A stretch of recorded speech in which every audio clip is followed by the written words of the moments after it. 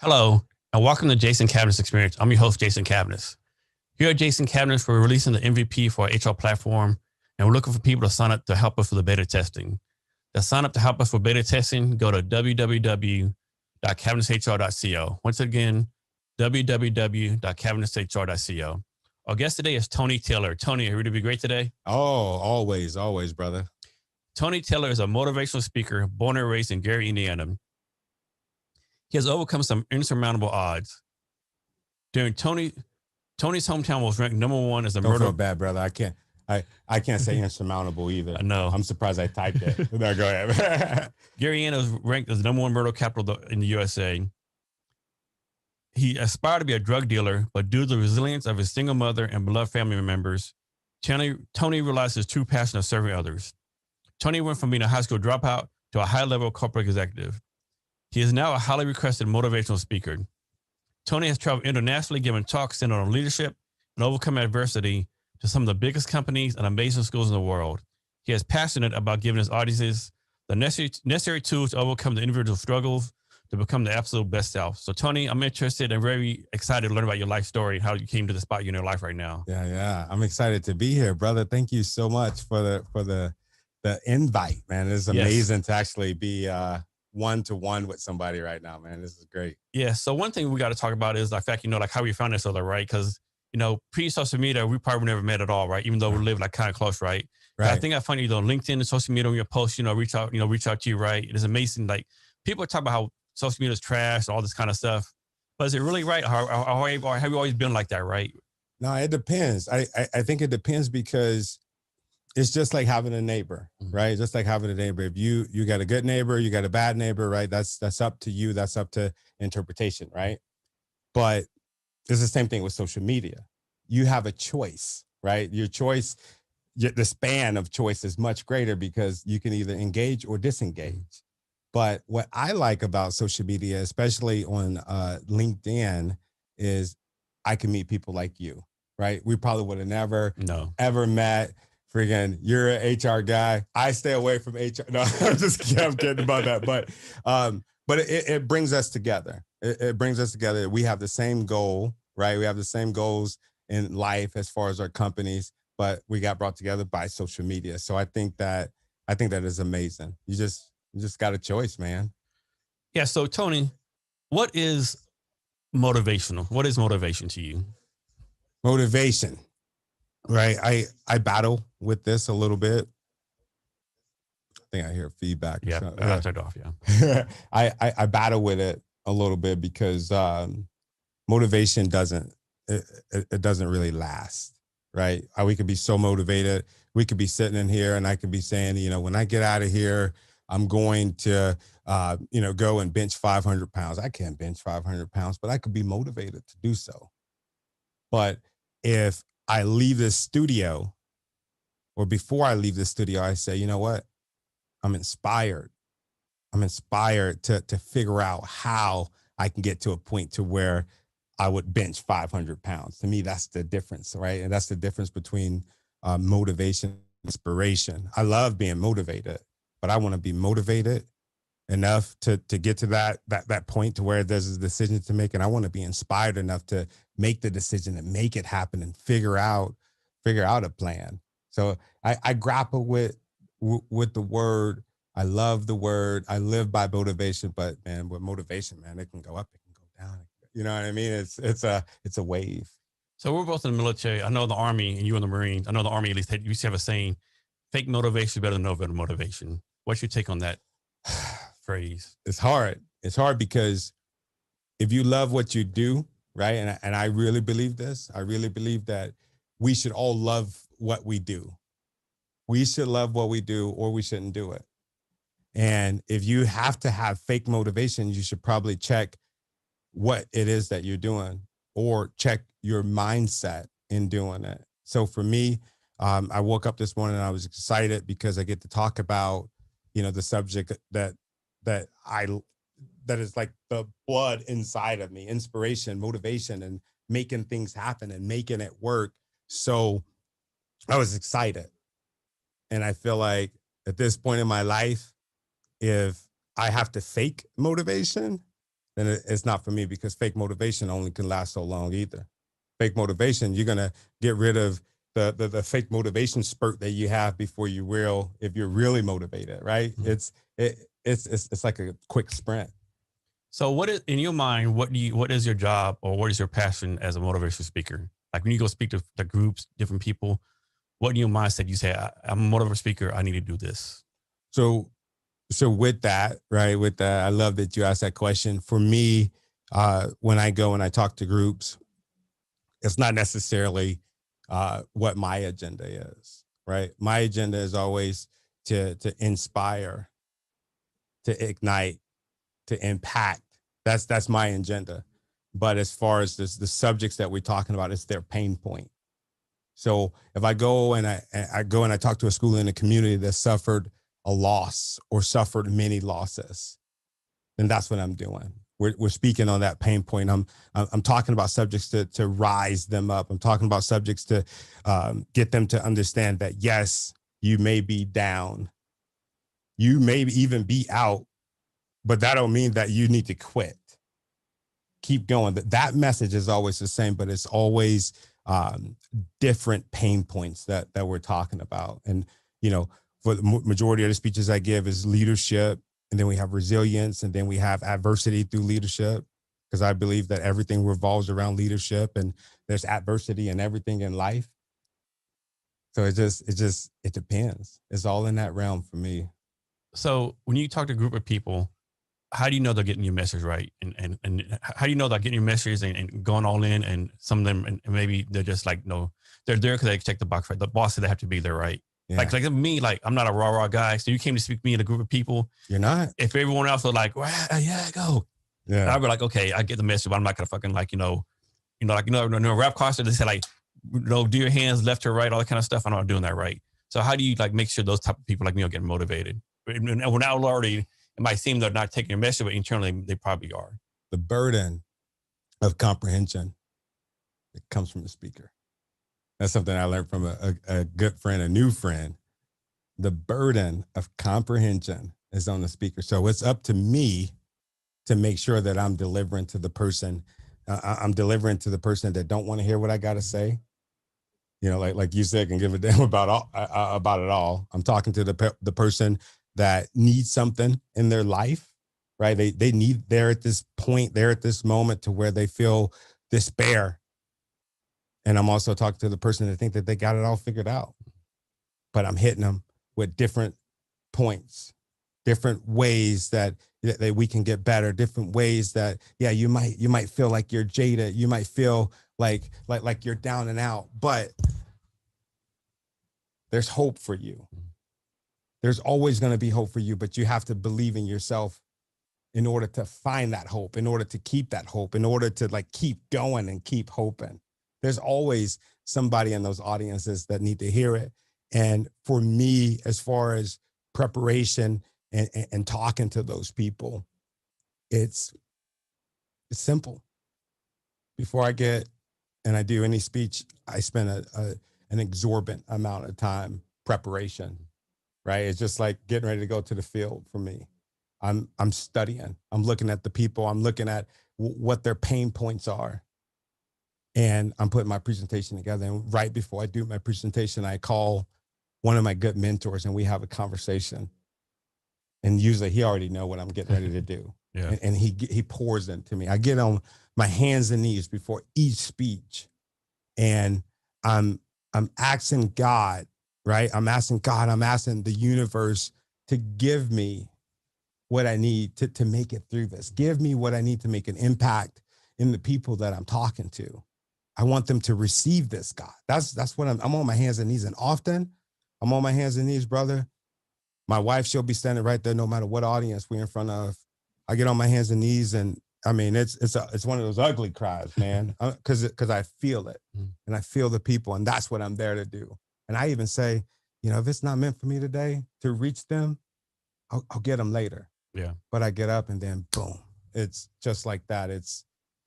I get chills just thinking about it, man. On average, like for every minute you talk, how many minutes do you prepare? Like 5 minutes preparation for 1 minute speaking, or is that heavy?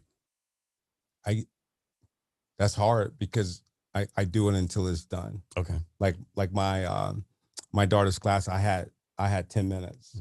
10 minutes. I think I could have went up to 30 minutes. My daughter booked me. She volunteered me that I was going to go and speak to her class, right? And I did that. I was like, okay, no matter what's on the What grade is your daughter in? Huh? She's in 4th grade. Yeah, that's a tough crowd right there. Yeah. I would imagine. Oh my God, it was tough. You know, I prepared for that. I'm not going to say harder, but just as much as I would any other show, to where, you know, if I'm in front of a big crowd or small crowd, I prepare for that harder because it was different. But each and every speech, and not just speeches, but the things that I do, I want to make sure that I can say, I did my best. I did my best to prepare for this. And that's what happens for me, like in life. When you come from where I'm from, as far as like mentally, where you don't start off like necessarily believing in yourself, or maybe you don't have people around you that believes in you, right? You have to dig deep and find something inside of yourself to where you can come to that point. Yeah, and I was thinking, like, I don't know what you talk about the 4th graders, but you think the impact might even be greater, right? Because, you know, when you're younger like that, when people talk to you, it's a big impact. And plus, you have to imagine they probably all went home and the parents said, "What do you do today?" "Oh, this guy or our classmate's dad, Tony, came talk to us about this and this, right?" And now the parents let know about you, right? So, yeah, brother. And it was some of the, I've never got as much. And just like you said, it's a tough crowd, but it was to date one of my most memorable talks that I've ever did, because these kids were talking about resilience. We're talking about resilience, and I let them know that there's going to be some adults that I want you to go home. I want you to tell your mom and dad that, or your parents, your siblings, that we talked about resilience, and I want you to give them the definition of resilience and let them know that you understand. And we start talking about, man, I start sharing with them about some of the stuff that I've been through in my life, and I start seeing these comments. It was crazy. They start sharing stuff with me, and we just had a conversation. It wasn't like I'm preaching on this bully pulpit. Like, we just had a conversation, and it was so impactful to where, like, I got off and I'm just like, wow, I can't believe that they were telling me this stuff, the things that these kids were going through, where, you know, as an adult with kids, you know, myself, I'll be like, oh, they're in 4th grade. What can they really be going through? They're watching cartoons or whatever, you know, and playing. Well, come on now. Yeah. But you never know. Parents divorce, mental illness, death. They're going through the same thing that we're going through. And it's a lot harder for them to process it. So it's, yeah, man, that's a tough crowd, but it's almost like the best crowd. Yeah. So Tony, what's your take on this? Like, I know some speakers who, like, they prefer, like, people not to bring out phones and stuff, or they would just talk to the people by themselves, no distractions. Other speakers like, no, take out your phone, hashtag, tweet this, right? What's your take on those two different levels when you're speaking? You have a preference? I love it. I love it because I'm meeting them where they're at, right? We're meeting them at where they're at. Some people, them having their phone gives them that sense of security. Some people, that's what they do.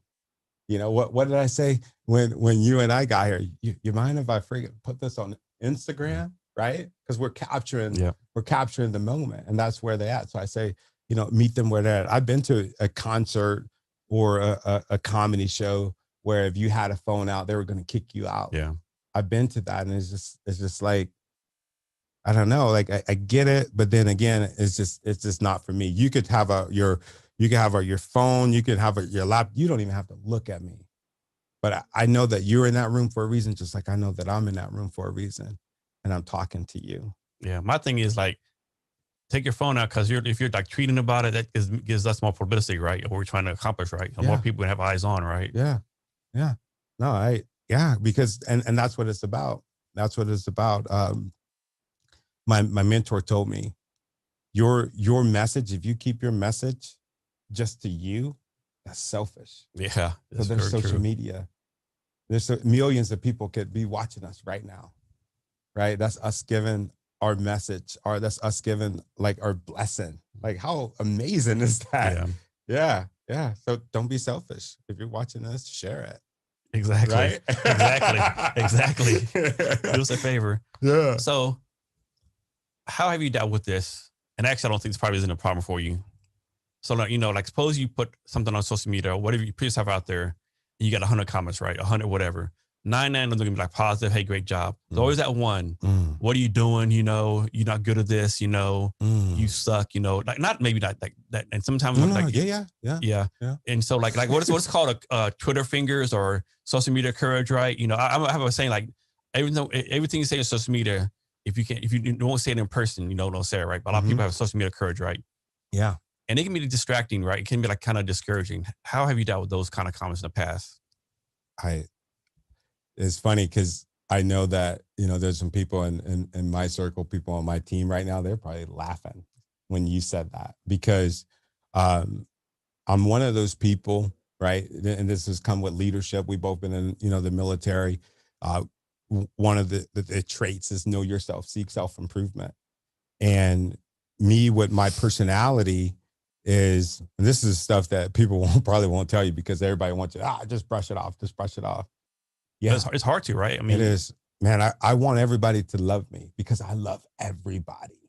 So when I see something or, you know, I see something online and they're like, oh, Tony is this, Tony is that. And I'm just like, oh my God, I did this with the most love. And then even my daughter, right? Even my 13-year-old dad, they're just trolls. Don't even worry about that. We're good. We got this. But that's that. I want them to love Yeah. me, right? I've gotten so much better with it. And the way that I gotten better with it, because I know there's going to be some viewers or some listeners that stuff really affects them. It did used to affect me, but I went through lessons. There's, you know, people close in my life, right? Close in my life that I care about, truly care about what they feel. What happens when things shift and then all of a sudden they don't like me anymore, right? They change, I change, something changed. We don't know what changed, but that person can go against you. And then I was just telling my mom the other day, it gives me this new perspective that I'm being taught a lesson, right? And that lesson is if you stay true to yourself and you do everything with love and you move with the spirit of intentionality, then there's nothing to worry about. So now when I see this stuff, because I get it, probably every 100 messages, I'll get 7 to where they're like, dude, you're ugly. And why is it we always focus on like negative, right? Like we don't think, you know, 93 great messages that support us. We always get drawn to those negative ones, right? For some reason. I think it's this human mentality, how we're built, you know. It's like we don't want to please everyone. We always please the 93 people. Let me focus on pleasing these 7 people, even though no matter what I do, they're not going to be pleased. That's human nature. That's human nature. If I came in here and I gave you 10 hugs, which I didn't, right? I should have. We will. I give my brothers a hug all the time because we never know when we need it. But I gave you 10 hugs and then I turned around and I punched you in the face one time. Mm-hmm. That's what's going to hurt. Yeah. That's what's going to hurt. And I think that's what happens. That's a good analogy. Yeah. I remember I had a crowdfunding campaign a few months ago, right? You know, I sent like personal messages on LinkedIn or whatever, you know, reaching out to people. Most people like, you know, positive. There's one person like, you know, first he's like real nasty. Like first, like when we're LinkedIn connected, right? Yeah. And we know each other kind of well. I don't know why you sent me this message. I didn't give permission to send me a crowdfunding campaign. This is blah, blah, blah, blah, blah. And I ain't gonna lie. I wanted to catch a plane to fly to his house and fight him, right? That's how pissed I was, right? That's how pissed I was. I wanted I know where he lived at, but I knew his town. I wanted to fly to his town, find out who he lived at, fight him, right? Yeah. But then, you know, a couple of days passed, you know, you kind of stew, right? You know, and then, okay, whatever, you know, just let it go, right? But it's hard, right? That's the army dog in you, man. It's hard. Yeah. Well, sometimes I think Joe Rogan has the best advice. Suppose Joe Rogan doesn't look any of his comments, right? He don't. Yeah, he said he doesn't look. He just said doesn't look at him, right? That's a hard one. He said his people do, you know, of course. He said he don't look at him, right? He ain't got time, right? Because you know, people troll him too, you know, because different guests he has on. You know, he's sometimes controversial stuff he talks about, right? He said I can't look at it, right? You know, and he had a good point, you know, like what did he say one time? I mean, why waste my time? You know, I you know, Spotify sent me a $100 million deal. You know, I'm validated, right? You know. Yeah. I know what I'm doing, right? Yeah, I get that.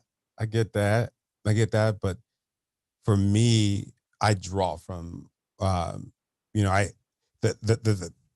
my platform, the way that I built it is if I make a post, no matter one person, no matter 1 million people have looked at it, they know that I'm going to comment back. Yeah. And then the opposite is like Gary Vaynerchuk, right? He says, well, I don't believe him because he said he responds to every post himself. That's freaking impossible. All the comments he gets. Yeah. But he supposedly he responds. Someone has seen him responds to every comment. Who does that? Gary Vaynerchuk. Oh yeah. Yeah. Yeah. So complete opposite. He said he responds to trolls. You know, someone's a negative. He'll say thank you for your comment and your feedback. I'll be sure to grow from you. You know. So that's more your like your take, right? Yeah, because I don't know. I remember when I first became like a content creator, I would put all of this stuff that I cared about, things that I was going through. Yeah, it reached those people that were going through the same things that I was going through, but it's in the comments. It's in the comments and it's in the DM, the things that the people are hurting for. And I'm in the business of helping heal the sick. So that's what they're telling me. So I have to go there. I have to draw from there. Every video that I make, like, it comes from that pain. It comes from those people that are having those pain points. So it's like, I can't ignore it. Yeah. So, Tony, when did it hit you that, you know what, man, I'm a content creator? Like, when did that hit you that you're a content creator? I think when somebody tagged me in something and said to all my content creators, I don't know if it was love. Yeah, it was love. It was love. So, I see you. Good job, content creator. And I'm like, why did they tag me in this? And I'm just like, I just use my phone. Like, oh, that's how I started, bro. Like I would go outside of my job and there would be something that would be burning me. And it was usually about things that I was seeing from other people happen to other people. And I would go in my car. Well, before I go in my car, I would go and handle it because that's how I was. I would, let's help this employee. Let's fix this. Let's fix that. And I would just draw from those experiences, draw from the fact that, there were people hurting over, HR issues, right? Different HR issues, different, things that were going on at home. And I'm just like, man, that's it. That's it. That is it. So next, let's talk about some of your background, right? Before you do, it's always amazing. Like we haven't met each other, right? But we have a couple of things in common. Oh yeah, yeah. So I'm a high school dropout too. Yeah. And Odessa, Texas, where I lived from 7th grade to I graduated, was like number one murder capital of the world, like 2 or 3 years too, back in the 80s, right? Wow. And then same kind of thing with you, right? Yeah, I know. For me, I was a high school dropout. Man, I didn't even realize that I was a high school dropout. My recruiter, which is one of my best friends, Ernest Benson, man, he was looking at my records and stuff. He said, man, they said you haven't been to school in like 6 months consistently. They got you as dropped out. And I'm like, wait, but I'm supposed to go. I've been telling myself that I'm going to start going back to school. I'm going to stop skipping school.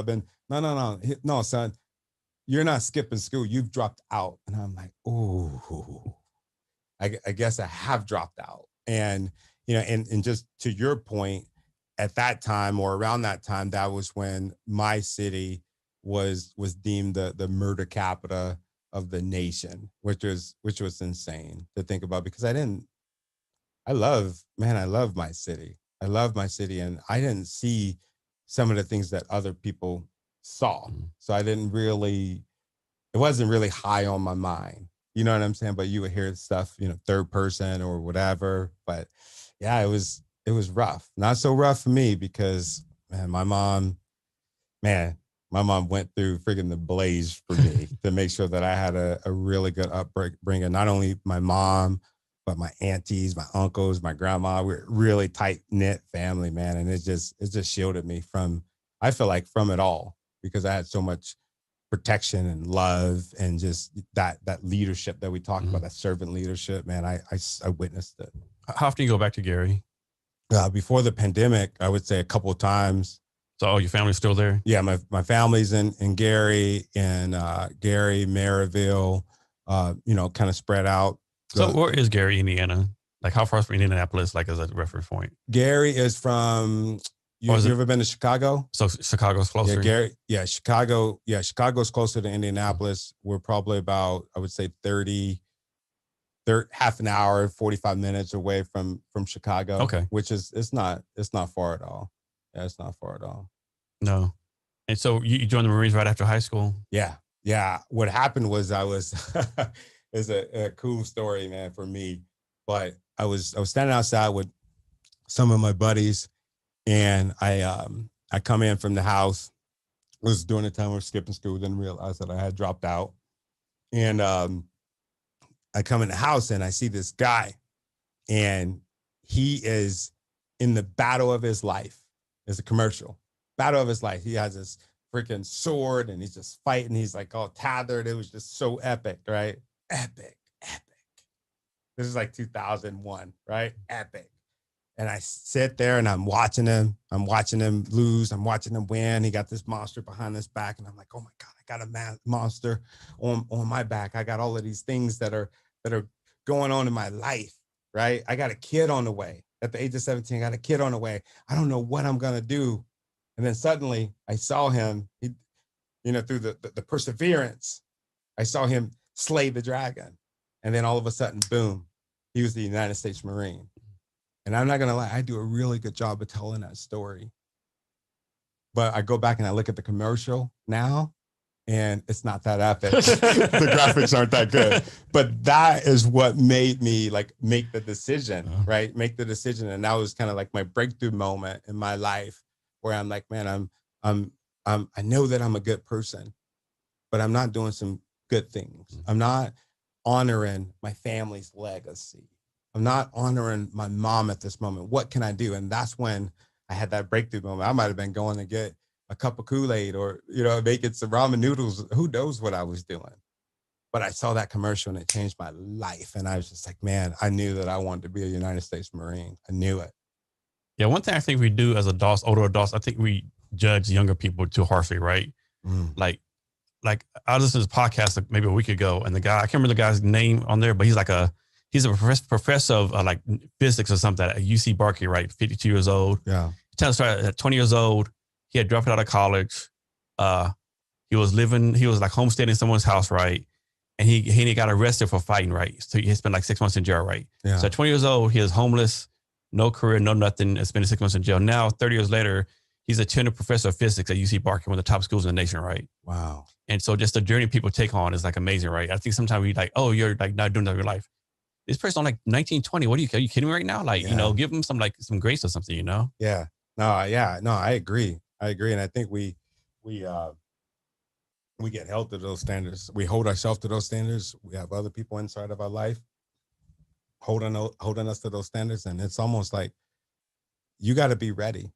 You got to be ready. And, life is going to get you ready to some point, but inside you have to be looking for those breakthrough moments. You have to know that there's something that you want, and not just what your parents want, but something that you want. There's a lot of people that say, oh man, that kid is just lazy, or, he or she, or they don't listen to me. But it's like, maybe you're pushing them in the direction that they don't want to go. Is it they don't listen, or they learn a different way? They learn a different way. Like we all seen the meme where they have they have the fish, all the different animals, and the test is climb a tree. And the fish are like, I can't climb no freaking tree. Like, you kidding me right now? Yeah. Yeah, but you're judging the fish that by what he obviously will never be able to do. And yeah, man, as a parent, man, I'm glad that you brought that up. As a parent, I had this idea, so for me, I told you about me going to the Marine Corps. Then when I got out of the Marine Corps, I went through a period where I couldn't find a job. And I hadn't went to college. I hadn't really had any education outside of the Marine Corps. And the way that my next breakthrough moment was going to college. So what I did, right, because that saved my life. What I did was I pushed that off on my son. And I said, you got to go to college. You got to go to college no matter what. You got to go to college because that's what it's going to take for you to be successful. Yeah, he did not want to go to college. Yeah, the dynamics have changed this day and age, right? Yeah, and I pushed him. And then he got in and he was like, dude, this sucks. Yeah. This sucks. I could be making more money. I don't want to do this. And I'm glad that he proved me wrong. He proved me wrong. And I'm so proud of him because he's killing it right now. Yeah. He's an amazing video production, Dallin Taylor production. That's my son. But he is doing such an amazing job. And I'm just like, damn, you're doing it. I love it. Yeah, there's so many ways to make money now. I mean, just start your own company. I mean, welder, plumbing, whatever your passion is, right? You don't have to go to college anymore. Yeah. And why go to college, right? Now, don't get me wrong. If you're you want to be a doctor, lawyer, maybe something like that, you got to go to college, right? But like, why? Like, I don't understand people go to college, get a degree in like, I don't know, psychology, sociology, whatever. Like, and have like $100,000 in debt and make like 30, 40, 50,000 a year, right? The economics don't make any sense. Yeah. And then, or they just don't do it at all because they realize it wasn't their passion. Yeah. Like, how many people nowadays actually get a job in line with their degree? Yeah. I can't think of anyone. It don't happen. My first degree was in fire science, and I don't use it. Fire science, man. Can you believe that? Fire science. Like fire science. It's a hell of a degree. I know, right? So, Tony, what is leadership to you? Leadership is given. It's given. You know, like I talked to you about my aunts and my mom, my family, like my tribe. And I think they were the biggest leaders in my life. Like that was the first thing that I knew about a leader. And one thing that I noticed was I didn't give them anything. I didn't give them anything. They always poured into me. They always gave to me. And it's the same thing. It's the same thing like at work. Am I talking to you or the one you want to? Camera. Yeah, which way you want? Okay, I just want to make sure. Yeah. But leaders, they give. They give. So at work, you know, you have the manager, right? They'll take. Well, we got this project. We got this project. And they have this mindset of, oh no, it's all good. They get paid to be here. But you don't know that those same people, you have that mindset, they get paid to be here, and I'm going to bring them here and I'm going to abuse them. And they're going to do what I tell them to do because they work for me. But it's the other way around. In leadership, it's the other way around. You work for them. You're there to give to them. And those are the companies to where you go in and you see people smiling. Yeah. You see people with a different, just a different spirit. Just like I came in here and I saw you, everybody that you introduced me to, everybody was smiling.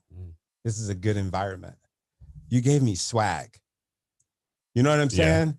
Like this is a good environment. You gave to me. That's leadership. Yeah. That's leadership. Leadership is given. And one thing managers do, usually you can tell what a company has a bad management because they have a high turnover rate. Oh yeah. If you have bad management, you can tell, just look at the stats. The turnover rate is high. Yeah. You know what's funny about that? Those are the same people. Start paying attention to this on your LinkedIn feed. Those are the same people. I can't find nobody to work. No. Nobody wants to work. Not for you. Yeah. They don't want Not to for work you. for you. They don't want to work for you. And that's why you get some companies, you'll see hiring. And it's like consecutive months. And you're just like, wait, that's the same position. Oh, they didn't work out. They didn't want to work. They're too lazy, or they can handle our tempo. And it's just like, what? They can handle you. Yeah. Can't handle your bullshit. Yeah, exactly. Get it? Like maybe you, like my mom used to tell me this one thing, like I would be like, they're wrong. She'd be like, just to me, Anthony, everybody's wrong. Exactly. Except for you. Yeah. You need to go look in the mirror, boy. And that's the thing. To me, like that's the thing with retention. Yeah. Yeah. So a funny story, right? When I was in the Army, right, I had a soldier that worked for me, right? And over a 6-month time period, she got in like 5 accidents, right? Every accident, she was in the back seat. But I said, but you're in the car every single time. Like, what are you doing, right? You talking too much? You distracting? Like, but I'm not driving in the back seat, sir. I'm not, it's not my fault. 5 accidents, 6 months. You're in the back seat. Wow. You're the common denominator, right? What are you doing, right? I think, people need to look at themselves like that sometimes, Yeah. Sometimes it is you. Yeah. And you might not be the person that's driving, but you're the one that's causing a freaking accident. Yep. Or you talking too much, you're kicking it. What are you, like something happening, I love that analogy, man. That's good stuff, man. That was good stuff. So we'll talk about your podcast later, but on your podcast, you have a saying, leaders lead. Leaders lead. What does that mean? Because what we do is in leadership, right? And you're in HR too, right? And you know that, a big part of HR is leadership. But what we do is we make it very complex. There's some companies you'll talk to them and you'll say, what does leadership look like here? I just want a 1-word answer. It's good, or it's bad, or it's good, it's bad, or we got some work to do. But they make it complex. And so what we do back is we say, no. Leaders lead. That's it. You can pay a big consultant company to come in and give you all of this, you pay all of this money to break down all of these different, triangular, whatever's, right? You're making it complex. But if you go into it with the mindset of leaders lead, right? You're leading, right? Your personality traits, your leadership traits, they're all geared towards leading people, which we say leading is serving. Then you got everything else taken care of. Everything else will fall into place. Well, you'll have to put it into place, but that's where you start. You start with leading. And there's so many people, they can't get that because they don't want to get that. They make it complex. So Leaders Lead, the podcast, is us just talking about leadership. Leadership. Can anyone be a leader? I feel like there's no such thing as a born leader. I think you have to strive to be a leader, just like you have to strive to serve people. It takes effort. It takes work. It's exhausting. Being a leader takes energy. So I think anybody can have the capacity to be a leader if that's the direction that they steer the ship to. Yeah, back to the companies and managers. I think one thing when companies mess up on, like a lot of companies will say, like, well, they have a manager, right? The manager like 7-8 years, right? Mm-hmm. And they had like 3 or 4 new employees coming to complain to the manager. The company will always say, well, he's been with us 8 years, right? Mm-hmm. I mean, to me, it's an excuse, right? So this is 8 years. He's not making mistakes. Like, yeah. I just think people use that as an excuse. Like, he's been 8 years. He's taking care of us. He's brought us money in, right? That, like, I think they need to figure that out. And that's what happens. Like, we let them get complacent. We get complacent and we say, oh, that's Joe. Joe is just exactly Joe. That's just how Joe is. But it's like wrong. It's wrong because Joe been at this company, right? Been at this company, and you've been someplace for 8 years. You've been someplace for 8 years. You need to be given to people, right? You need to be leading, right? And given, no matter what capacity it is. But if you're the rotten apple in the bunch and you've been there for 8 years, it's time to get you out of there. Yeah.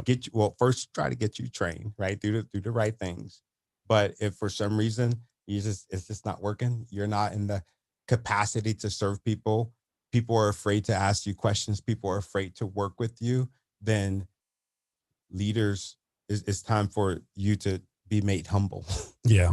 That's a big thing. You gotta be humble as a leader, I think. You have to be. Oh man, you have to be humble. And I think we learn it every day. I'm learning how to be humbler. Is that a word? Humbler. From the guy with the fire science degree. Yeah, I know, right? Humble. It's fire, not anything else, man. It's fire. Yeah. Now, in defense of managers, a lot of time it might not be the fault. A lot of companies like promote somebody to manager, right, and give them no training, right? Right. Basically, like you have like 5 people, and they promote Tom Brown. He's been friends with these other 4 people, now he's a manager, right? What training have you given this person to be a manager, right? Most companies don't give me any training, right? Yeah. Oh, you're what's called the Peter principle. You're great at your job, so you be a manager. Yeah. Just because you're good at like making coffee cups doesn't mean you're mad. You're going to be great at like telling people how to make coffee cups. Yeah, and that's what we have to take those potential leaders, and we have to show them how to do it. You have to show them how to do it. You can't just automatically, one day you're swinging a hammer, and you can't be expected to, automatically learn how to swing people. Yeah. It's different. It takes a different discipline. It takes a different skill. And construction, like I work a lot with construction, and construction is getting it. Construction is getting it. They're understanding that, we have to take them through a lot of the companies. They'll have, whatever company it is, university, and they'll take them down this 2-week deal, and they'll work with like my company to where we're teaching them about leadership principles. We're teaching them about justice, judgment. We're teaching them about being intentional. We're giving them all of these different skills to put into the toolbox, because guess what? They're not swinging hammers anymore. Yeah. They're swinging people. Yeah. I know they did an interview with Mark Zuckerberg a while ago. And in the interview, he pretty much said like he prefers working with code than over people, right? He said, why? What are you talking about? That's kind of crazy talk. The code does what I want every time. People don't do what I say every time. Yeah. Working with people is hard, right? And it's like you said, it takes energy. It does. It takes you can't go to work and be lazy and be a leader. No, definitely because guess not. what? You're going to have lazy employees because they follow.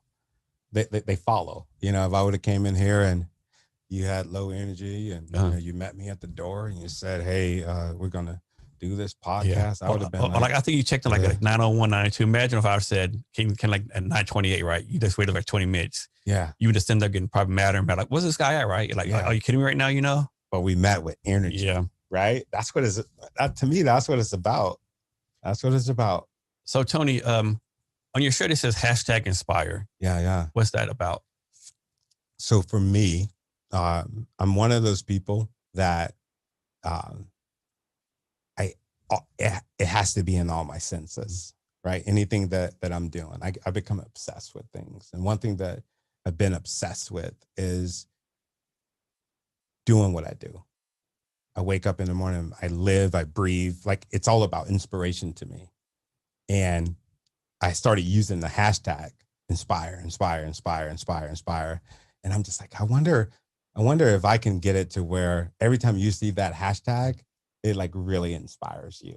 So I kind of hijacked it, and I put it on the shirt. I start wearing it just for me, right? Just for me, because I just like the shirt, and I don't like to figure out what I need to wear. Like, all of my clothes, they have some form of inspiration on it. And now people like them. People made me start selling them. So yeah, they're on sale on my website. Yeah. You kind of made me do a plug there, man. I wasn't coming to sell, but we have this shirt. We also have it in hoodie form. You know, we're in Washington State. Everybody wears hoodies, even in summertime. Yeah. So, but yeah, man, I believe it, man. I believe in seeing what you do and doing what you see, saying what you see, right? So Tony, let's talk about your speaking gigs. Mm-hmm. So I'm going to presume, I could be wrong, that you didn't speak up one day and say, I'm going to charge X amount of dollars for speaking, right? You probably had to do some free speeches, stuff like that. I still do them. Can you talk about the process of a guy, you know, starting out as wanting to be a speaker and eventually getting paid for that, the process you had to go through? So for me, of course, like with the free, I started doing speaking for free a long time ago because speaking was a big challenge for me. I was definitely afraid of public speaking. There were some times that I was just like, man, I would do anything to get out of this, But I started noticing that it wasn't just with, you know, being a public speaker that I needed to speak. I needed to speak at work. I needed to speak up and speak out to, you know, the people that were under my charge, the people that I was reporting to, the people that was reporting to me. I needed to be a good speaker to deliver this message. So I started speaking in front of different groups at work. I started speaking in front of different groups outside of work, just kind of thrusting myself in it and doing it for free and always doing it because this is something that I was passionate about. And then I said, man, I really like this. I really like having the job to where my number one focus is to wake up and not only like inspire people, but I go to sleep every night more inspired than I was, you know, the previous 12 hours before. So I would do what I do if I didn't get paid nothing every single time, I would still do it because I believe in it. And it's been so freeing for me in my life. I went away from corporate America probably less than 2 years, right? Less than 2 years. And that was what freed me, was me using my voice the way that I want to use my voice. So yeah, it's beautiful, man. Yeah. Whenever people ask me what skills should you use to get a job, whatever, I tell them all the time, you gotta practice it in front of public speaking, right? You gotta be able to get in front of a group of people and convince them to do something for you, right? Yeah. There's no better skill than that, right? Oh yeah. Yeah. And that's the hard part. You know, it's hard to do it. It's hard to convey what's in your heart because, you know, the things that we think inside of our head, translating that to other people. Like, that's the hard part. It's easy up here, Yeah. But trying to get it out here, it's a different thing. I can go home and rewatch this replay and I'll say, whoa, I didn't mean to portray that message. Mm-hmm. But the burden says upon the communicator. Yeah.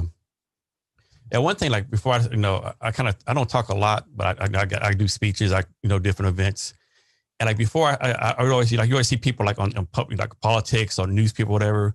They would say something crazy, right? And there's, oh, I misspoke. You didn't misspoke. That's what you said, right? But now when you speak, you realize that's a true thing, right? Yeah. Like there's such a thing as misspeaking, right? Because the time I talk whatever, look at it.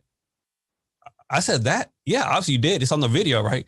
I have no idea, recollection of me saying that, right? Yeah, yeah. And so I always think, you didn't misspeak. You said that. Now you got caught on it, and you want to backtrack, right? You're trying to get out. No, you people actually misspeak. Yeah, they do. It's crazy. They do, and a lot of misspeaking comes from the things that you don't say. A lot of speaking comes from your actions, your body demeanor, your facial expression. I tell my kids all the time, like, I get it. It's not what you said, but maybe how you said it. Yeah, exactly. Yeah. What I mean? That's communication. You're saying yes, but your body is saying hell no. Yeah. It's like, hey, Tony, can you take out like my wife, hey, honey, can you take out the trash for me? Yeah. I'm not saying I'm saying yes. And I can even say I'm really excited to take out the trash. But she knows that because of my body language, she knows that I don't want to do it. So, yes. So Tony, what's your advice to people who are like, they're entrepreneurs or, they're trying to find a job, with the kids may be? What's your advice to them? And they know they need do talks, do public speaking. They know they got to get the camera and they'll do social media stuff, content create, but like there's something holding them back. What's your advice to them? Like, just to get started. I would ask them, is it something that they feel? Is it something, because that's what I do, like with a lot of my clients, because I've been helping people with making content and not the digital side of it, because I'm still learning that part, but the mental side of it. What is it that you want to convey? Is that how you want to convey it?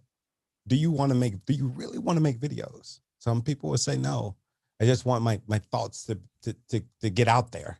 And I'm being told by people that make video, because that's what they say that I have to do.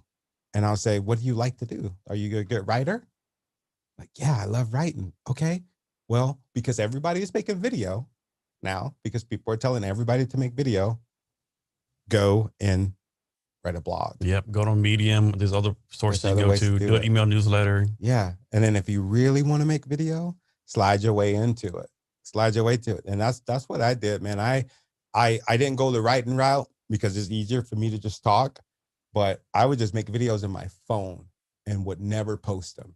I would always have, okay, I'm going to post them. And then I give myself this excuse. I'm building up a library. Yeah. Building up a library. But exactly. I was afraid of what people were going to think. I was so afraid that they were going to be like, who is this dude? What is he talking about? And it's just like, he's stupid. I had that in my head, but then I got out of that because obviously I'm not talking to that person. I'm talking to the person that's feeling the same thing that I'm feeling. And that's my message. Believing in yourself, overcoming adversity. So I would tell that person, if it's in your heart and it's something that you want to do, you got to start somewhere. Be easy on yourself. Don't beat yourself up when you stumble or you say, when I first started this, when I first started this, our editors, they would have to cut, when I say our editors, I'm talking about me, my wife, and my son, right? Oh, you said we would count them. I would count how many I had. Some videos I would cut them off. And then I start saying, you know what, forget it. And once I start saying forget it, the went down. Same thing here. Yeah. Same thing here. Went down because I was focusing on it. Same thing here. Yeah. Yeah. And even my mom now would be like, oh, baby, you're getting so good. I didn't hear no filler words. And I'm like, huh. Yeah, it's practice, right? You get better when you do. Like another funny story, when I first started a podcast, right? Like, I never know like people say much I started a podcast, right? And funny story, I had like 5-6 episodes and like Jerry Jones, the Cowboys on TV, right? Mm-hmm. And I swear, like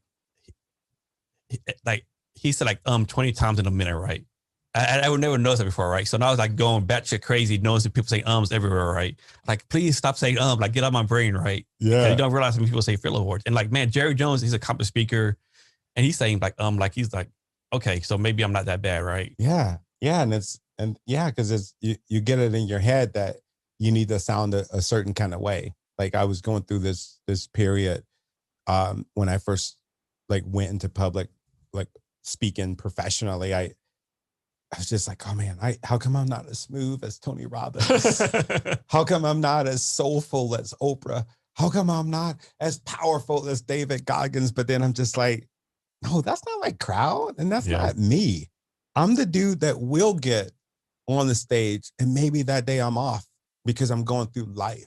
Maybe I'll drop a couple arms. Maybe I accidentally drop a F-bomb. But you know what? I'm that guy too that will sit on that stage and cry with the freaking audience because we're all going through pain and we're all trying to overcome something. And that's what I care about. The you can leave them in.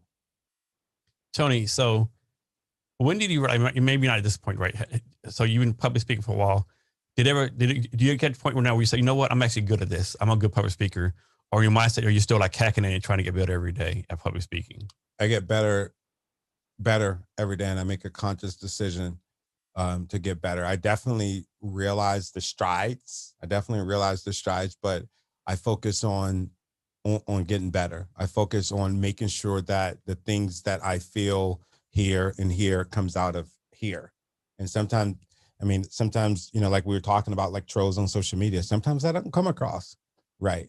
And that's why I look at the trolls and the so-called haters, because deep down, there's something in there. There's striking a nerve with that person. Deep down, there's something that's striking a nerve with me. Mm-hmm. So I'm always learning, man. I just took a public speaking class freaking in college and was learning some amazing things. The art of public speaking. I'm in class learning from my professor and just like getting critiqued by my classmates. You know, they're like, oh, I noticed you did this. And I'm like, okay, thank you. You know what I mean? So it's always a learning process. I don't never want to stop learning. On the way here to talk to you, I was getting a critique from a speech that I just did.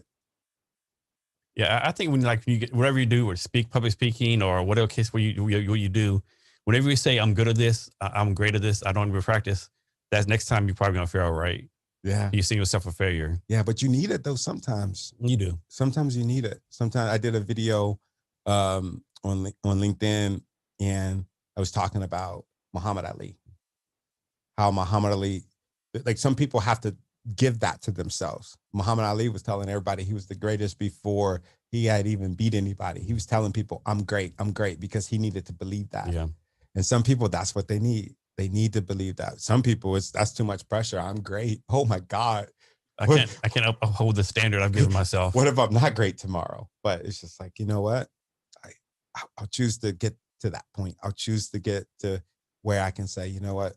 I'm great. And that's what I want to be one of the greats. And I think anybody that do anything in their position, as far as being a father, a mother, a pet owner, right? You want to do great. You want to be great. So when you go speak to a group of people, regardless of the size, is there a time like maybe 5 or 10 minutes in where you're like, you know what, I'm gonna knock it out of the park, I'm gonna perform great? Or is it time, like, how do you know you're gonna like perform well and like do knock it apart? And the other time, like, man, the crowd's energy's not right, I don't have my best game, you know? Is there time you can tell that, or how do you tell that? You can tell when majority, and this happened, right? Majority of the people where they're like, or you can tell you're giving them too much energy. Like I've done that. And that's earlier in the game. You start realizing that you got to give people different energy. So it doesn't happen so much as it was happening to me before. I would go in a freaking tech conference, freaking ready to just freaking give it to them. Man, it's power. It's not so much, man. They care. Yeah, the software developers are a different breed. Unless you're talking about that software, yeah, they don't want to hear about your mindset. They don't want to hear about your leadership. They need to hear about it. And I'm not trying to like generalize that group, but I just knew that I needed to come with something different. And you can always tell within maybe 2 minutes, or if you're on the right track. But it's up to me to get on the track where they're at and meet them where they're at, go to where they're at.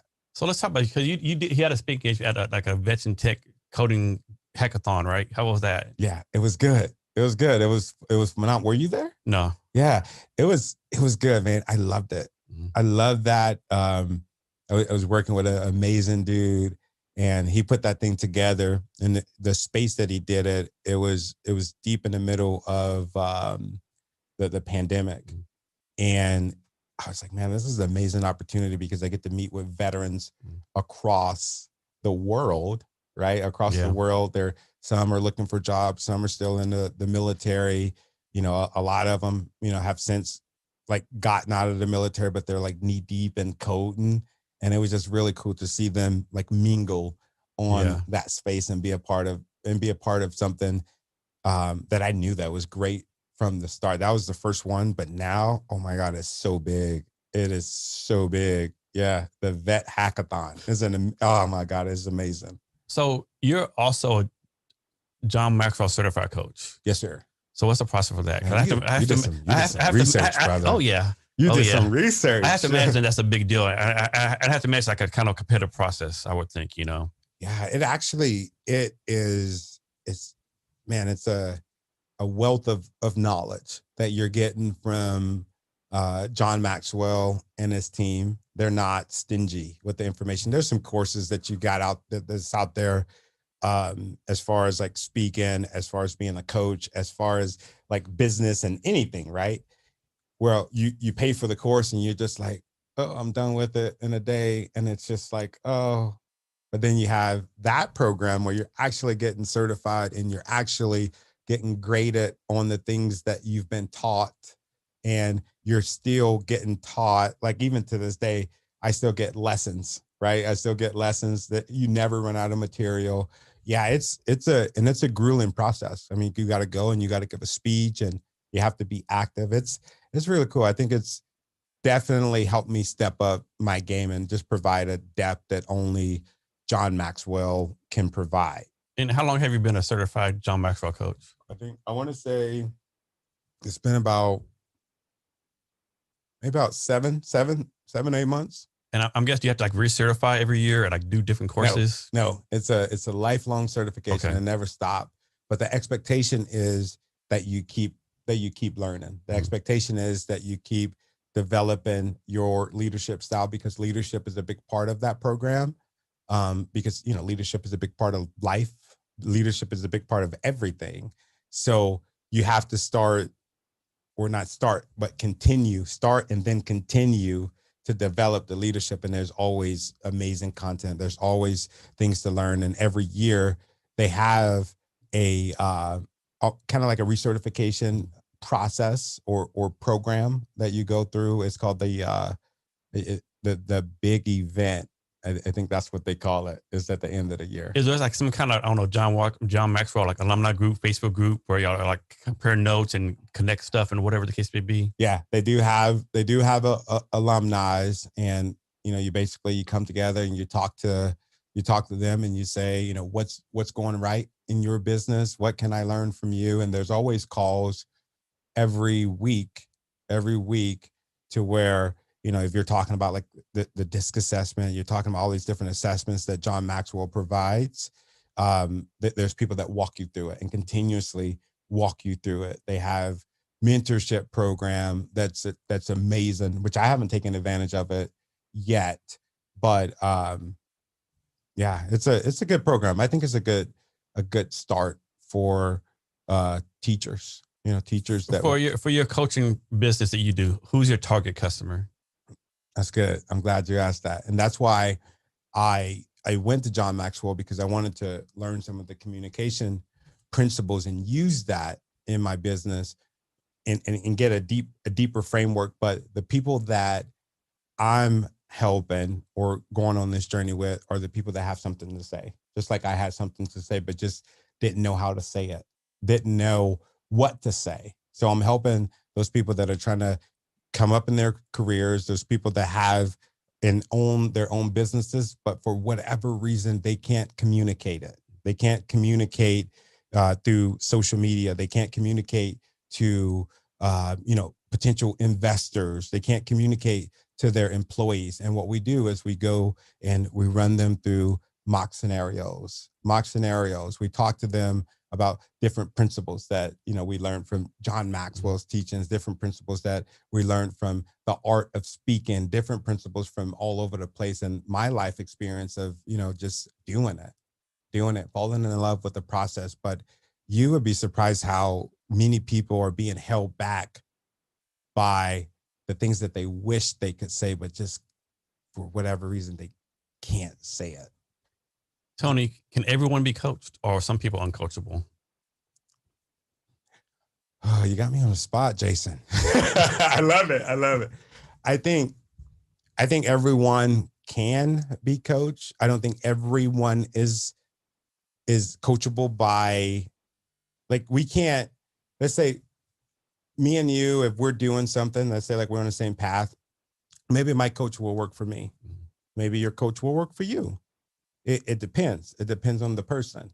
For me, the type of coach that I want is the person that's going to give me some accountability.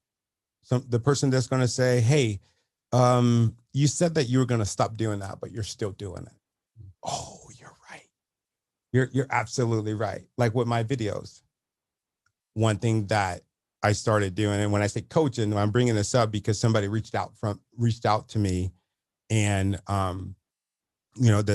from the differently able community, and they said, your videos don't have captions.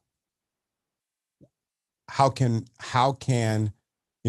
what if I can't hear? And I'm like, whoa. Yeah, some of you probably even thought about that, right? I never thought about it, but she was coaching me in the background, and I started doing it. I started doing it. And this person reached back out to me and was like, see, you're doing a good job of getting there. And I'm like, oh yeah, you're right. But that was coaching me. That was coaching me. It's a different type of coaching that people need differently. So it's just, yeah, I think there's some people, I think everybody can be coached. So what's your process of this, right? Obviously, you bring on someone to coach. Obviously, you want a great relationship, everything will work out great, but sometimes it doesn't work out right. What's your process for saying, okay, for whatever reason, this person I'm coaching isn't getting it. Maybe it's me, maybe it's them. What's your process for, like, okay, of telling them no and like helping them find another coach or cut them off, so to speak? Oh man, it's one of those things. It's just like in any relationship, right? Any relationship, there's some non-negotiables.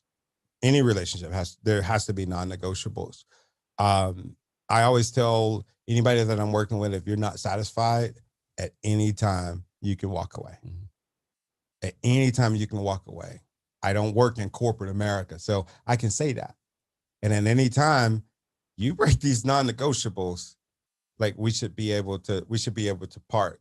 I still love you, right? Hopefully you still love me, but we need to part ways. Okay. And I think that's okay.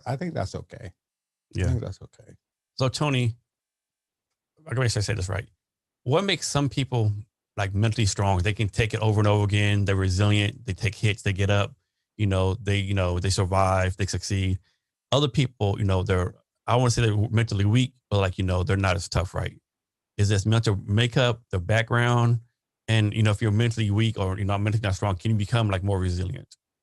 I think we all struggle with different things. I know we all struggle with different things. And there's some people, their struggle is just that big. It's just that big to where they can't do certain things. And I don't necessarily think that I don't think that those people are mentally weak. I just think that they just deal with things differently. And we have to first make an effort. And in order to make an effort to fix whatever that deficiency is to have an understanding. Just like I told you that one of my weaknesses is wanting people to love me. Wanting people to understand that I love them and I have the best intention.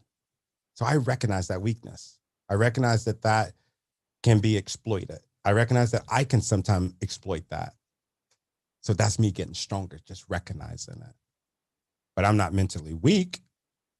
I have weak areas that I need to build on. So I recognize it and work on it. Yeah. So people like are mentally weak or not resilient. How do we encourage them to recognize that, right? Because I think a lot of people they don't recognize that. I'm mentally strong, I'm good. Well, actually, you're not, right? How do we help these people recognize that they need to be more resilient? I think resilience is incumbent upon the person. Is incumbent upon the person. And you can tell somebody over and over, because we have those people in our life. We have those people in our life to where they blame everything that they're going through on everybody else except for themselves, right? And we can consider that to be a flaw, but that's just the way that they're processing things. It doesn't mean that they're weak. It just means that they're processing. And as far as like getting them from that, it takes work. It takes work. Like the things that I've dealt with in life, you know, it takes work, counseling, whatever it is that you need to do it. If I wake up in the morning and I feel like I have not bounced back from whatever it was that I went through yesterday, I'll say, come on, baby, let's get on a bike. Let's go for a ride. I need to ride. Okay, that didn't work. I need to write. That didn't work. I need to film. That didn't work. I need to read. That didn't work. Oh, I need to connect. I need to connect with somebody. I need to connect with you. That worked. But that's what we have to do. And that's what resilience is. The definition in the dictionary, they have resilience being that you bounce back quickly. And I wish that they would take that word out, quickly. That's what resilience is in the dictionary. You bounce back quickly. Take it out. Just bounce back. But you have to understand that there's a process in being resilient. There's a process in bouncing back, but you have to keep going through that process. You have to keep shooting. You can't just say, okay, I got it. No, you have to keep firing. Because sometimes you're not, you know, just like I know, you're firing a weapon. Sometimes things are so foggy. Yeah. They're so foggy. Got sweat down your eye. Sweat. Your glasses are fogged up, but war and chaos is going on around you. But what are you doing? You're firing. You keep firing because that's what you know. And it's the same thing with bouncing back. You have to keep firing. So Tony, talk about the importance of like you said, putting in work and being patient through the process of whatever you're doing. It's work. It's work. And not only is it work for you, but it's work for the people around you. Yeah, people forget that a lot of times. Oh my God, it's work. There's sometimes that my community, right? There's sometimes that my community will say, man, you're doing such a good job with this. I see what you just did there. And I'm like, oh, that was nothing. That was nothing. But it's those moments when that community, like it pours into you, because you got to have that door open. But it's those moments when they pour into you and they show you something that you're not seeing. And to me, that's what it takes. It takes that community, not only to pour into you, but to dig into you too when it needs to happen. But I attribute everything to the community. Tony, what's your dream speaking engagement, right? Is your dream like speaking in front of 10,000 millionaires at Madison Square Garden, to speak in a group in front of veterans? Like, what's your dream to do a TEDx talk again, or in the future? Like, what's your dream speaking engagement? Did we curse on this podcast? Yeah. Yeah. I like how you said that, man. You're like, yeah. I don't fucking know, man. I don't know. I think about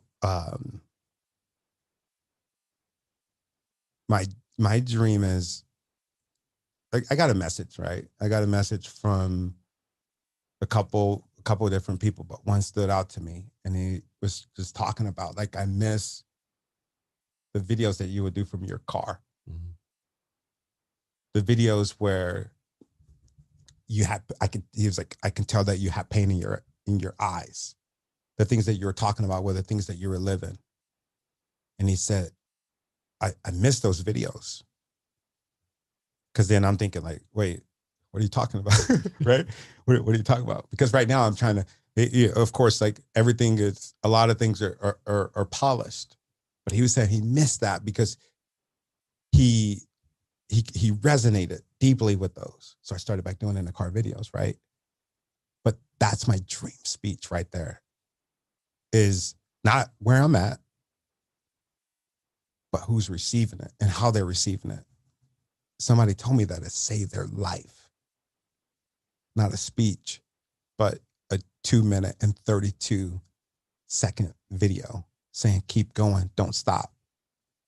They said that I saved their life, but little did they know that by them calling me and telling me that, it saved my life. Mm-hmm. It put me in a space, in a spot to know and understand that I got this. That's my dream stage. That is my dream stage. I think that is important to reach big stages. Just like nobody wants to not grow and stay stagnant, but the bigger the stage is, the more we can have an impact on those people. So for me, is staying focused, is stand faithful to those people that are faithful to me. So I can give a fuck less about the stage. It's the person. Okay, that's great. It's, oh my God, I don't know, man. It's the connections that I make, man. It's, yeah, man. Yeah, I don't have one. Okay. Yeah, that's my stage. Tony, what made you? What happened to make you decide? You know what?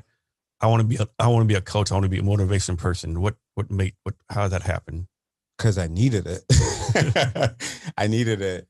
I needed it for me and for the things that I'm doing or was doing. And I'm just like, man, I'm giving it.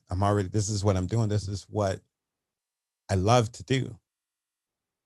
I need it. I love to do it. This is the world that I'm in. And I do it for free at that point.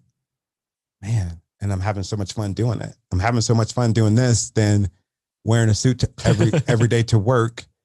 You know what I'm saying? Like in my office and freaking going through my Outlook calendars and just, being this like corporate weirdo. This is what I live for. This is the things that I'm doing at night, that where my wife is like, put your phone up. You know what I'm saying? Like exactly. Those moments where it's just like, man, this is it. This is it. Tony, what advice you have for people out there who like, they know they need a coach, but they're like, man, they Google coach and all these coaches come right, dozens of hundreds of them, right? Yeah. What advice you have for people like to pick the right coach for them? That's it. That's where it's at. I mean, there's certain coaches that they have that they entice, different types of people. You got coaches that'll say, oh, look at this private jet, look at this, you can get this, you can get that appeal for them, right? And then you got coaches that they're just like my coach, right? You got coaches that just we're in lockstep. My mentor, we're in lockstep, spirited, lockstep. And we're not talking about finances or anything like that. We're talking about this. And that's for me. So I would tell those people, right? Those people that want to to find the coach, to vet the coach, make sure that they fit, not what you see, right? Not what you see. You're like, oh, that's really cool. Because I think that's really cool to have a jet and do all of that stuff too. But for me, that's not where it's at. So that person has to fit your personality, because you'll become into a relationship with them. So who do you want to be in a relationship with? That's what I would tell them when looking for a coach. Is mentorship and coaching the same thing, or are they different animals? It's different. It's different. It's different, but sometimes it could be one and the same. So my mentor, he's my coach as well. So there are certain things that he'll help guide me through, right? There's certain things he'll help guide me through. And then there's certain things that I'll just watch him do, as far as, him being the mentor, and be like, okay, I need to take notes. I'll take notes from that. So it's just a difference, I think. And then sometimes it could just be one and the same. It depends on your interpretation, So Tony, let's talk about your podcast. Like, how it got started. What's the focal point? Why are you doing it? Just the whole 9 yards. Yeah. So I got two podcasts. We had two podcasts. Tony Taylor Inspires to Podcast. I started that podcast because all my friends were doing it, right? All my friends are doing it. And the pandemic had just hit. And I'm just like, oh, this would be really cool, because I just want to talk to people. I just want to talk to cool people. And that's what I started doing. It didn't matter what genre they're in or what they're doing. I just see people and I just say, man, I just want to talk to them. So that's Tony Taylor Inspires to Podcast, which I love it. I've had some amazing conversations on there. Amazing. How long have you been doing that one? I've been doing that one for about a year and a half. Okay. And it's like a once a week podcast, or? It's been once every other week. Okay. It's been once every other week. And then, but before that, it's just one of those things where I'm like, I'm just going to, and this is called escapism too. And that's one thing. When the spirit moves me, when I see somebody cool, I'm going to go and talk to them. That's what that was. Okay. But it was me like dipping my toe into it. But this podcast, the one that we have now, and we're still running them, but Leaders Lead the podcast is where we bring on leaders and we talk about their leadership styles. And more importantly, we talk about what made their leadership style. We talk about the adversity that they've had to face. And it's with my brother, Hiram Figueroa, an amazing guy. This podcast, it's, oh my God, I love it because it's what I've been needing. I need that space. I need that time. And I'm noticing that a lot of our brothers and sisters in the armed forces, outside of the armed forces, or getting ready to go into it, they need that space too. But we just sit there and we talk shit. We sit there, we talk shit to one another. My brother Hiram, he was in a little bit before me, and he's a little bit older than me. I came in 2001, right? I was in when 9/11 hit. So our perspectives on a lot of things are different. So he's serious. I play around and I'm just like, oh, why do we need a schedule? Let's just do it. You know what I mean? Like not a schedule, but I'm just like, oh man, I love this. Let's make fun of this. And he has his people that chime in and bust on him and vice versa. So it's a good space for veterans to talk, and not just veterans, but leaders to get leadership trips and tips and different things like that from veterans and different people that'll come on, CEOs of companies. And it's a good podcast. I could talk all day about that podcast because it's really fresh, and it's like If people don't realize how much fun it is doing a podcast, right? It gets very addictive. You meet different people, interesting people. It's a lot of fun. Yeah. I mean, look at us. We're just sitting here shooting this shit. Sitting around. Yeah. I love it, bro. Like.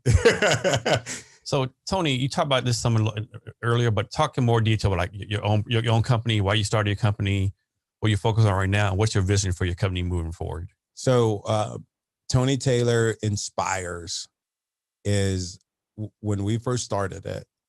Well, we went from unlimited safety solutions, right? We went from unlimited safety solutions, and my background comes from the military, and then from the military to fire, and from fire to naturally safety. We started that company up, and we're doing typical safety stuff, CPR, different programs from within the different OSHA manuals and stuff like that, all of that kind of stuff. But then we started speaking, and we started doing inspirational speaking, and that's kind of where Tony Taylor Inspires broke off. And we're speaking to schools, right? Schools, that's my baby. We're talking to schools about resiliency. We're talking to companies about leadership, resiliency, overcoming adversity, leaders going through adversity. And it's just, man, it's grown in such a short amount of time, because it went from there to the t-shirt company, from there to the podcast. And it's everything that I love to do. It's everything that I love to do. And it is going to make a difference. Well, let me fix that.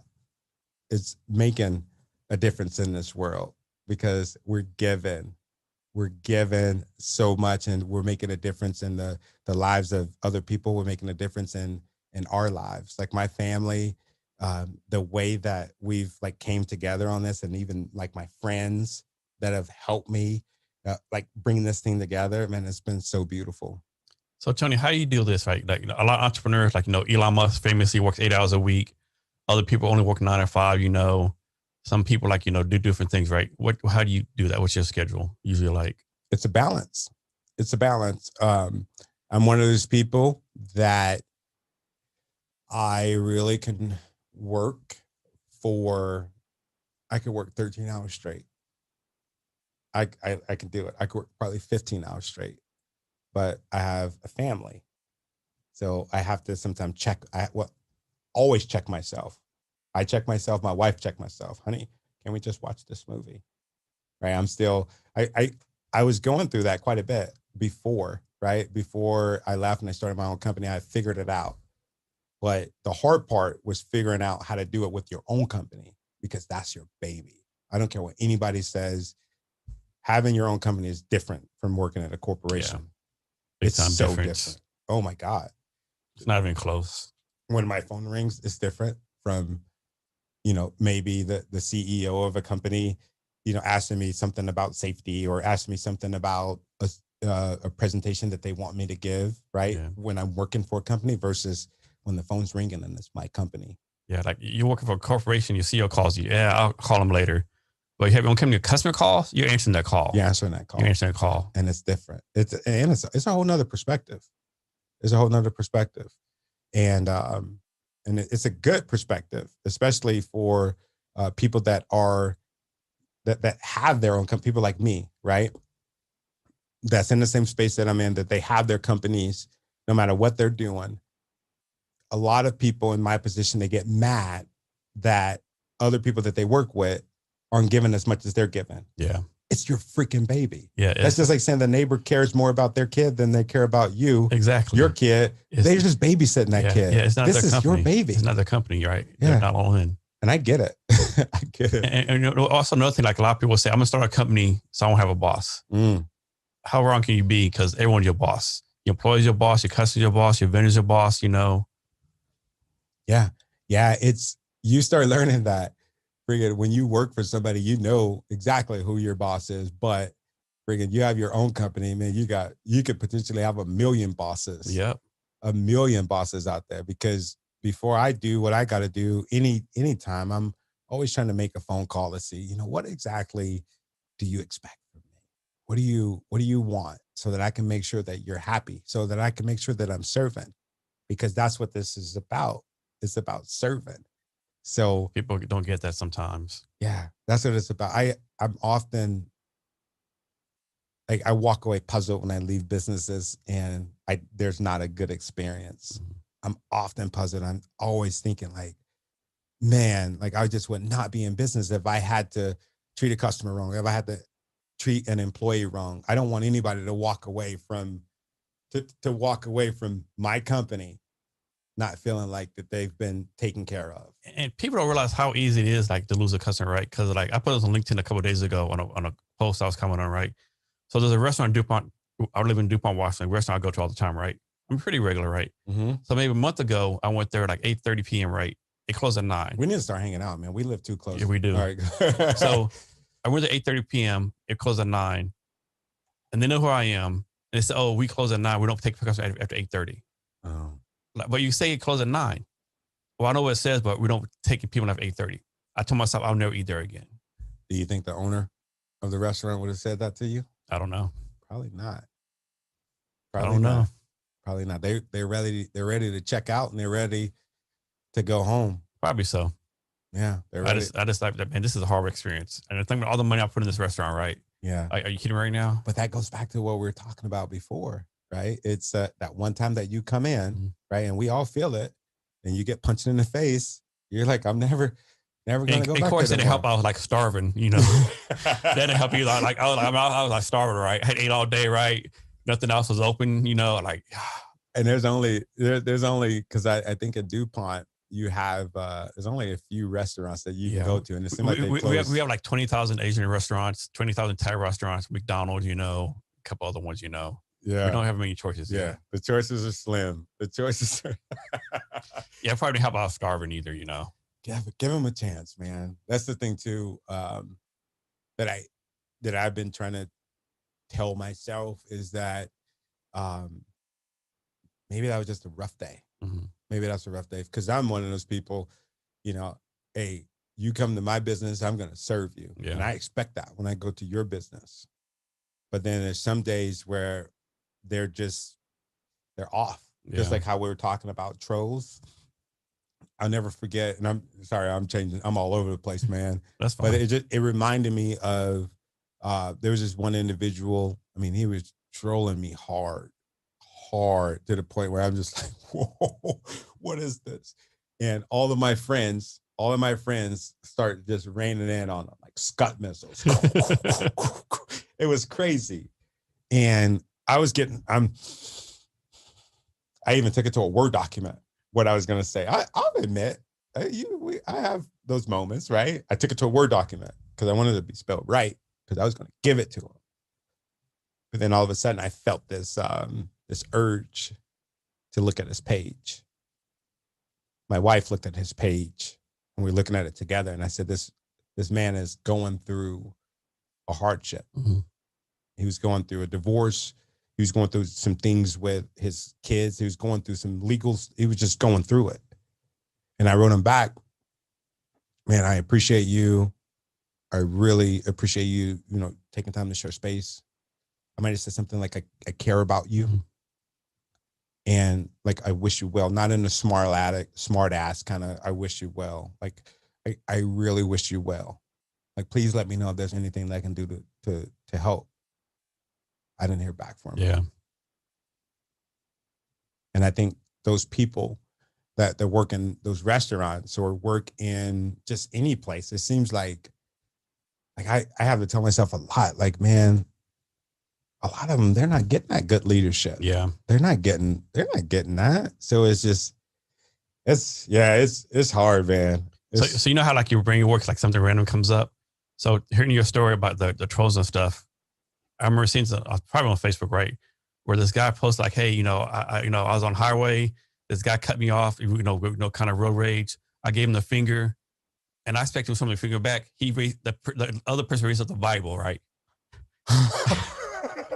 And so he said, I immediately like, oh my goodness, like he like put me in a place like you don't expect that, right? You're cussing each other out, cutting each other off the road, giving fingers. The other person like raised the Bible, right? Like and points at it, right? And so he's like, okay, I'm a Christian. Like, okay, let me calm down, right? Wow, that's amazing. I love that. That's a good idea. I should just go and buy a Bible. Just that's good. It's a good reminder. Yep. It's a good, and just like for me, like I was telling you,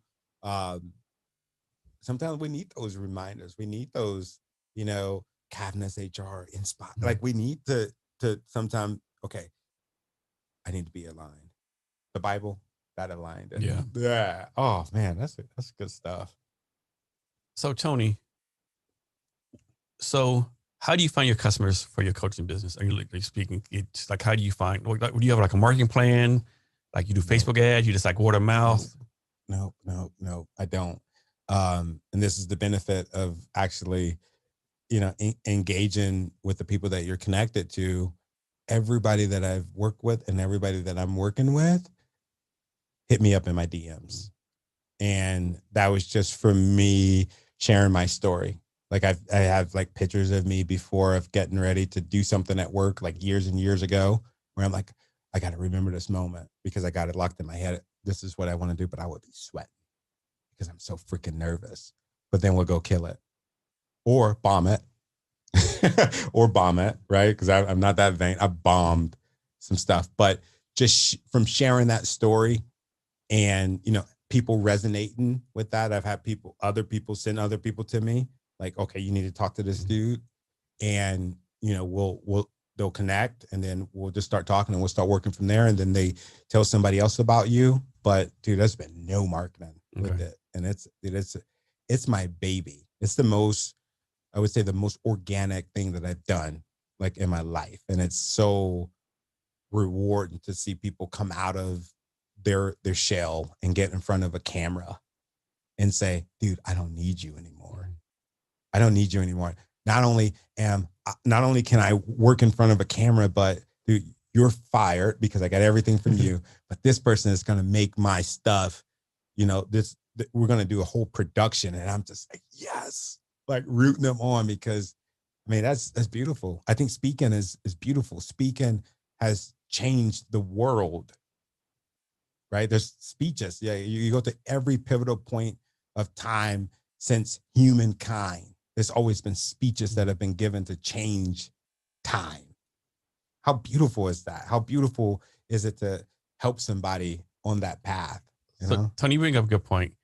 Talk about the difference. And people might think it's not a big, it's actually a big difference. The difference between just talking, Like you practice a speech, you're doing well, rehearse, and then put a camera in front of you. Like how that camera can be a game changer. Oh my God. It's real, man. It's real. I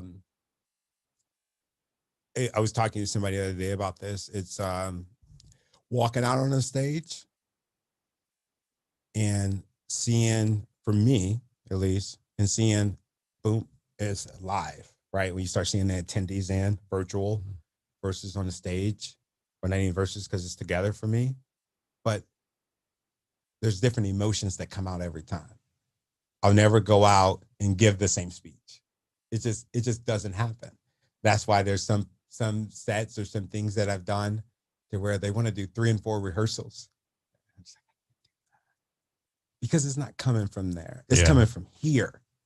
So I'll go out. I can't go out and throw up every day. Yeah. It's just or for 4 days in a row, right?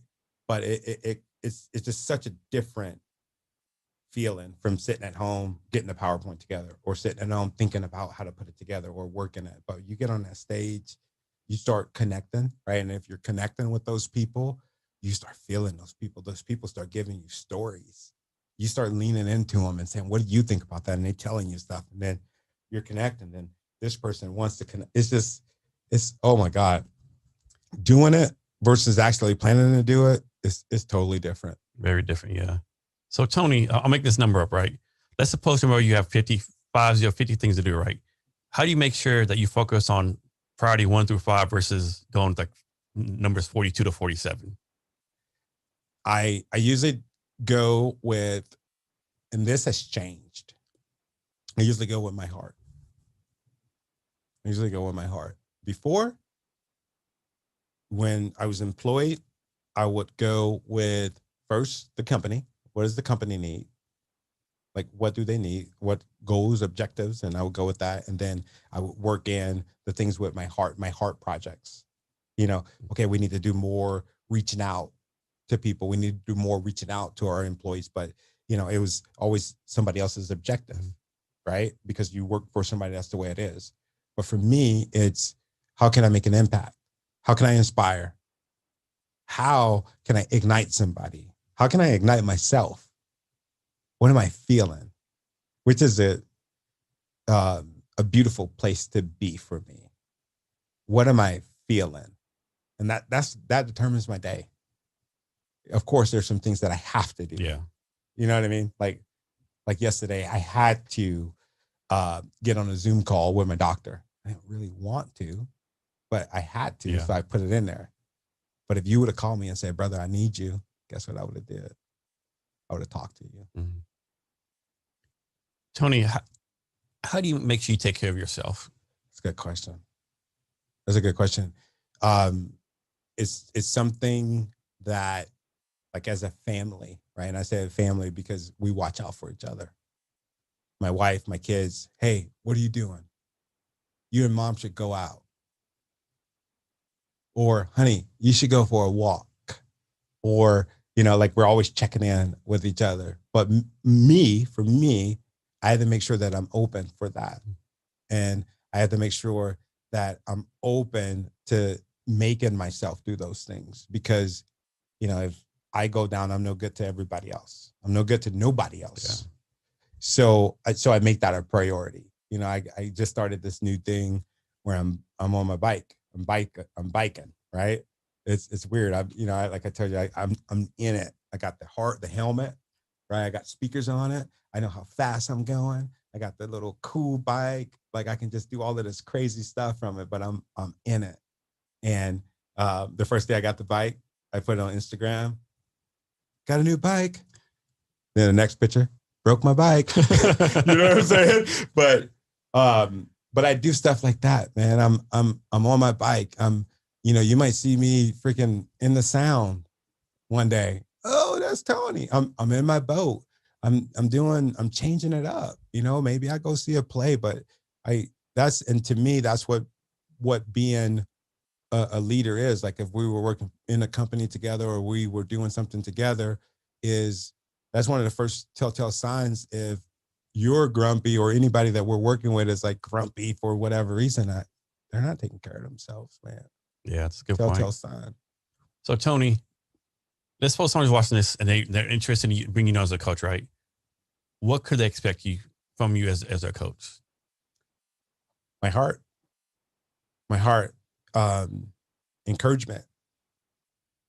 The people that I'm working with, I believe in them, and that's easy. The hard part is getting them to believe in themselves, getting them to believe that they're great. They're great. They've overcome so many different obstacles, right? And this one is just small. Getting them to understand that it's big to them right now, but it's small in comparison to what they're trying to do. I help them along that journey. I push, I pull, I prod. I dig in. I protect them. I teach them how to do it. It's not just, okay, go log into my course and and I'm going to get on the call with you and I'm going to talk at you and I'm going to tell you how glorious I am. It's not like that. It's not like that because that's not what I get. What I get from my mentor, I get the same things that I'm given. And what I'm given is the heart, and I'm helping people fulfill their dreams, their destinies, their goals. It could be, I want the next position in my company. It could be, I want to start my company and I know that I need my voice. How do we do that? But we're walking hand in hand. You got my text. You texted me. We're texting back and forth. Maybe I don't call you right back, but I'm going to call you back. You have me. And we're working through this together.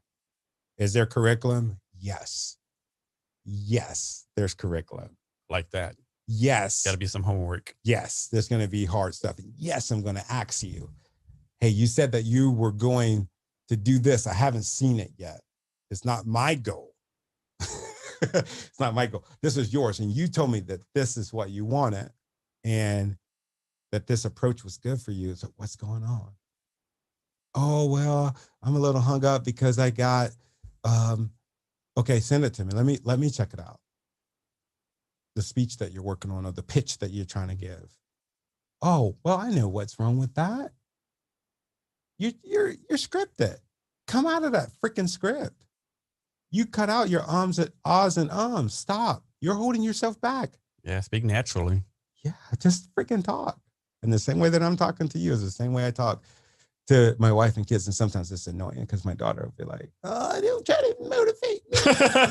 I don't want you to, don't try your stuff. And I'm like, you don't understand. Like I get the material from talking to you. So this is that's so funny. But that's how it is, man. It's hand in hand. It's a relationship. It's walking with them on their journey.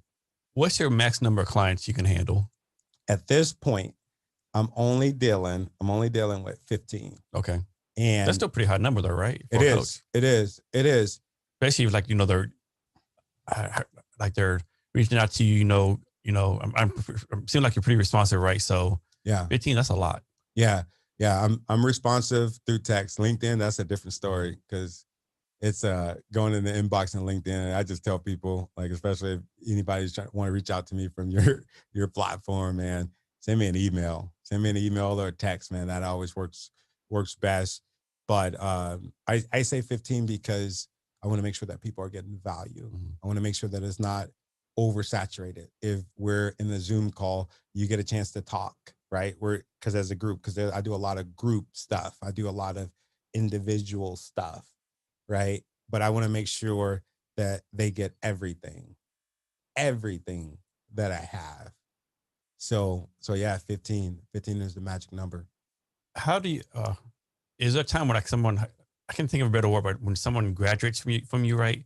Like when you're like, okay, I've done all I can. I need to pass on to someone else. I don't want to say pass on, but like recommend you to another coach, like, take it to a different level. And like, how do you do that? Yeah, because yeah. And that's the goal.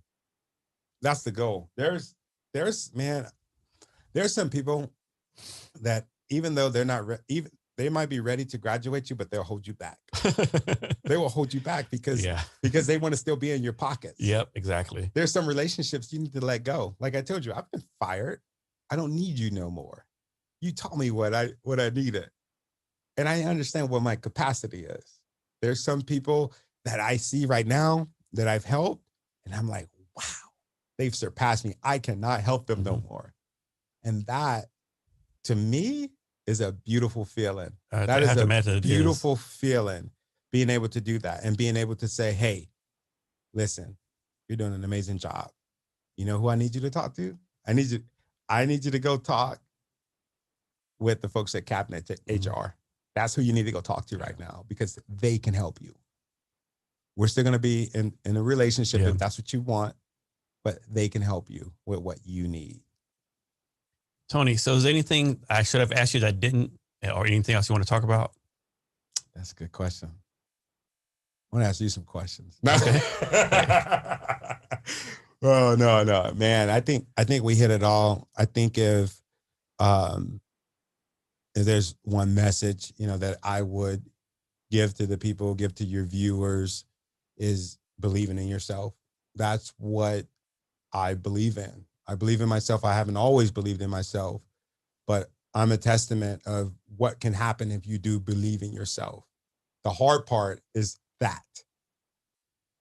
believing in yourself. The hard part is getting up mustering up the courage to do it. And I believe that we can do anything that not only we put our mind to, but anything that we believe in ourselves to be able to put our mind to, we can do it. Tony, I understand you have something for our listeners today. Yes. So if I kind of got excited, right? I love giving. Just a little bit. Yeah. Very good. So for the viewers, for the listeners, I would love to sit down with you for 20-minute free phone consultation of whatever it is that you're working through as far as speaking. As I mentioned before, I went through the gamut. We're trying to, figure out my style, figure out the way that I speak in public versus the way that I speak at home. How do I craft my message for my interview? How do I craft my message for pitching my company? How do I craft my message for getting on an amazing podcast for this, right? Like this. How do I craft my message for the small team, right? So I've worked through that, and I would like to give you everything that I can give you in the time allotted. So if it's a script that you need, I want to give it to you. If it's, what do we do? I don't know. If it's proposals that you need, I want to give you what I have. I want to help you on your journey, because I really believe in giving. I really believe in serving, and I never want to get away from that. We have a Facebook group. It's called Speak, and that's where I give that information to after we get off the call. The Facebook group is called Speak. I'll send you an invite to it. It's a private group of people that I've worked with as far as, getting them ready for a speech, listening to a speech. And, sometimes you'll send me something and I might not say nothing back. I might just give you a smiley face, because that's all. I mean, it's just that good. And that's what we're doing. That's what we're doing to give back. And you're not going to be entered into some sort of weird click funnel. I'm not going to automatically put you on my newsletter so you can look at pictures of my dogs and cats, or you're not going to have that. It's just. And so many times people do that. This drives you crazy, right? Yeah. When I was on the elevator coming up, I got 3 of those. So it's not like that. I'm not going to pitch you anything. 100% guarantee. So Tony, can you share your social media links so people can reach out to you? I can be reached on Instagram, Twitter. I'm happy to say that because that's a new one for me. I'm still trying to figure it out. LinkedIn and Facebook, YouTube. All you do is you go and you type in Tony Taylor Inspires, and I'll pop up. You have a favorite social media platform? My favorite is LinkedIn. LinkedIn is my baby. And I got on LinkedIn to look for a job. I was looking for jobs, and then I started noticing that you don't get on LinkedIn to look for jobs. Yeah. You do not get on. There's so many people. Oh, yeah, I'm looking for a job. I need to have a job by May. I'm going to get on LinkedIn.